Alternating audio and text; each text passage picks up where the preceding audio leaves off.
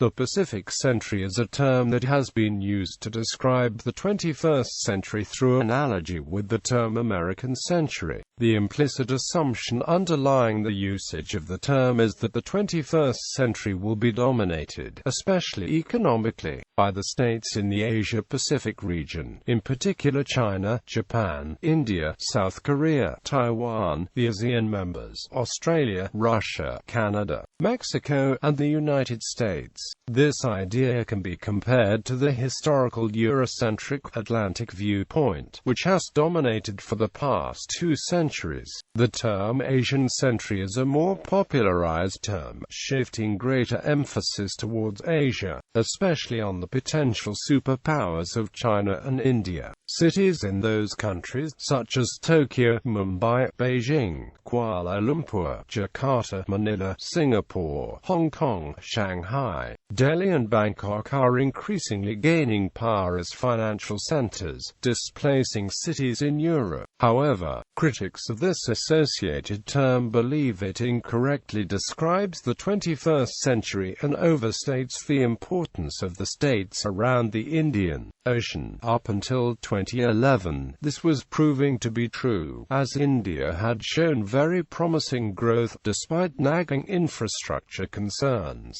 But with the continual unrest in Palestine and associated ultra-critical Suez Canal, the Euro crisis, along with India's and Brazil's growth concerns, and Russia's new Look East policy, the Pacific Century is in fact a more accurate term than the Asian Century. Note the United States, Canada, and Mexico in particular are dual powers, both Pacific and Atlantic. However, the west coast of North America stands to benefit the most from the Pacific Century vis-a-vis the east coast of North America. A 10-hour documentary entitled The Pacific Century was aired on PBS in 1992, which covered the history of modern Asia and the West, as well as the future of the region. In a November 2011 article for Foreign Policy, the term was recast as America's Pacific Century by U.S. Secretary of State Hillary Clinton to succinctly describe the leading U.S. foreign policy goal of the 21st century, acknowledging discussion of the rising threat to American power in the region from rapidly developing Pacific nations, most obviously China. Clinton said, "One of the most important tasks of American statecraft over the next decade will therefore be to lock in a substantially increased investment, diplomatic, economic, strategic, and otherwise, in the Asia-Pacific region." President Barack Obama also toured various countries that month to bolster security alliances and work on a new trade bloc called the Trans-Pacific Partnership, from which China is excluded. The U.S. was ASEAN's largest trading partner in 2004. By 2012, China was the biggest trading partner of ASEAN by far, as well as the biggest of Japan, Korea, India, and Australia. Clinton's remarks were translated into official policy at the start of 2012, as the Obama administration outlined a new China-centric military strategy. The preceding year, Clinton had already grabbed Beijing's lapels by declaring the South China Sea is a vital American interest. The policy shift was denounced by Chinese state media, which declared that the Americans should not recklessly practice militarism, nor engage in warmongering. Unease from Asian countries at the militaristic rhetoric from the U.S. led to a trip by Clinton in July 2012, which aimed to extend economic ties to Southeast Asian countries that are becoming increasingly bound by trade with China, being spun as an adjustment to focusing more on economic issues. One indication of the comprehensiveness of the new American effort was Clinton's visit to Laos, the first by a